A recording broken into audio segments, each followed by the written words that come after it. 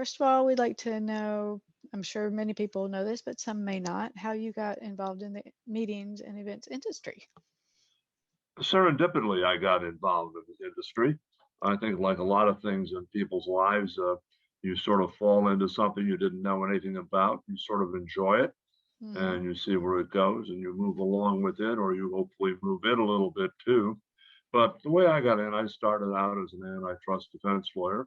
What do antitrust cases always have? They have an association as a defendant. I got in the association business. What do all associations have? They have meetings. I got involved in the meetings industry through that. And more importantly, a fellow by the name of Ray Hall, who was one of the founders of MPI, gave me a call and said, John, I got this group of about 80 of us. We're trying to put this thing together. We've got some problems with the IRS. Would you help us out? And Oh, I said to goodness. Ray, sure, for you, I'd do anything, my friend. Yeah. And therein started a pretty long career with MPI as its counsel, taking it from a group of 800 or 80 people up to, at one time, 23,000 people. Oh, wow. And now, obviously, with the effect of the pandemic and everything else, like all organizations, membership has softened substantially because of the economic impact, as Hmm. well as all the aspects of people changing jobs or looking for jobs overall. So it's been a pretty traumatic 2020. I don't think many people would like to relive 2020 as we go forward, and obviously for all the reasons that we know. Right. Happily, I think going into 2021, we're seeing a revival. We're certainly seeing a more of assurance as to people being able to get out and about again, but with a little bit different approach to how they're doing it. You know, some people talk about the new norm. There is no new norm. Right. I talk about the new reality, and we have a whole lot of new reality in this industry, as we all know. Absolutely. Those are great, great points. I also forgot, and I need you to introduce yourself. The all important part of this video. Well, I'm John Howe, also known as Jonathan Howe in full. I'm an attorney with the law firm of Howe and Hutton. We have offices in Chicago and Washington, D.C. A fellow by the name of Terry Hutton and I formed the firm in 1985, so we've been around for some now 36 years, representing associations and people in the meetings, conventions, trade show, and hospitality industry. Oh, that's you put in a lot of years. We appreciate all that We have. help. Yeah, absolutely. So, Don, where do you think we're going to be in the next 6 months? I wish I could tell you where we're going to be in the next 6 days, much less 6 hours. Um, I used to do PowerPoint presentations. I stopped doing PowerPoints because what I put on a PowerPoint on a Wednesday, by the time Friday comes around and you're going to present it, pretty much everything's already changed. We've been in a very dynamic, certainly fluid group. One day the White House and CDC announces it's safe to travel. Then the next day they say, well, we caution you not to travel. So it's pretty hard to decipher your way through all the mixed messages that are out there, much less all the changing rules and regulations that states, municipalities, and governments are putting on the industry overall. You know, we've seen everything from social distancing to the limitation of not more than 10 people in a room, then it's up to 25, then it's up to 25% of the capacity of the room, then it goes to 50%, but not to exceed 50 people or whatever.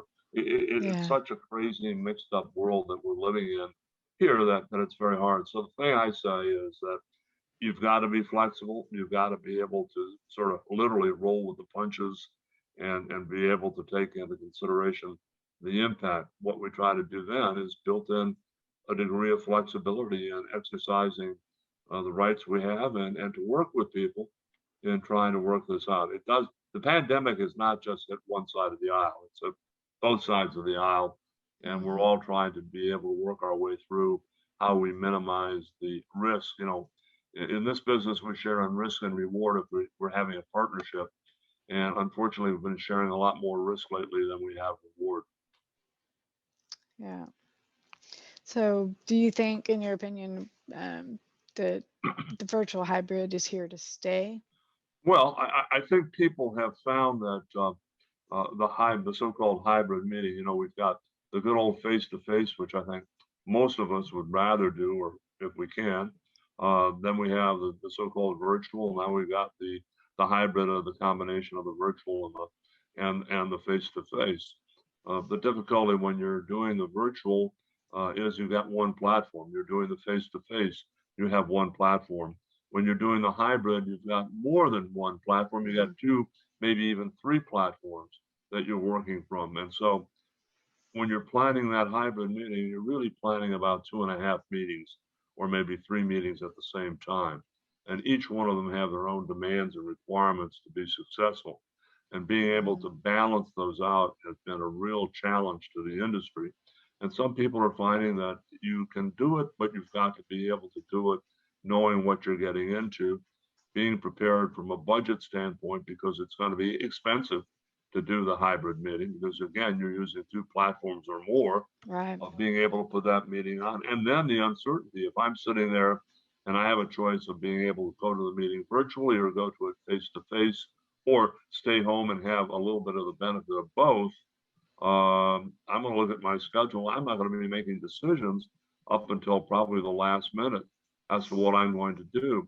And so many times now we're seeing people who are ready to go do the face to face, said, got too much other stuff I've got to do. I've got to stay home or do this. So what you were counting on as to being a head in a bed now suddenly is a face on the other side of the camera. Right. Yeah, it's just such a changing world we're seeing with all of this. And I don't think people totally understand that it gets more expensive to do the virtual events, Oh, you know. absolutely. You're You know, like you and say, again, doing it's making sure that you know that the demands for doing a live meeting are different than those of a hybrid. Because with a hybrid, you're now doing both media as well as doing the face-to-face aspect. And is the facility where you're going to be holding the meeting adaptable to being able to put that kind of quality performance on? And we've seen a number of facilities adapting and trying to make it capable to be able to do that and do it efficiently. Can't say I've seen it too economic yet, but I think that's coming. right. So, just from your side of things, legal wise, is there any advice that you would give to planners that were planning events It over the ain't next the 6 to 12 contract you months? dealt with yesterday. It's a brand new deal. Oh, really? Contracts certainly have reflected the dynamics and are still trying to figure out what they can do and how they can be used to again minimize risk to the parties to the contract. And contracts have become not only that so-called roadmap to this successful event, or at least that's what we hope they're doing, but they've now also become a defensive mechanism by which you try to protect all aspects of what you can try to see or foresee coming down the pike. You're finding that the terms and conditions that you're dealing with are quite different than what they were before. Remember, we used to negotiate when we were doing sleeping rooms. We wanted to have that ability to reduce the number of sleeping rooms we had. Well, now we not only want to have the ability perhaps to reduce, but also to increase the number of sleeping rooms we have, depending on what people's predilection is as to whether they're going to show up or whether they're going to stay home or whether they're going to show up for a portion of it and do whatever else they might be able to do, taking into consideration they have more options than they had before for purposes of being able to participate. Right. Well, John, you have such a great insight to these things. And I really appreciate you being here and taking the time to speak with us. And just, it's really always great to see you. Absolutely. Likewise, and I thank you. I thank attendee management for the wonderful job they've been doing in trying to get the word out and present programs and items of interest that can help the industry go forward, as we all hope it will, as we go into 2021 and see what we can do to get people back to getting together and enjoying that great indoor sport of meeting with people and outdoor sport. Yeah, absolutely. Absolutely. Totally agree. So.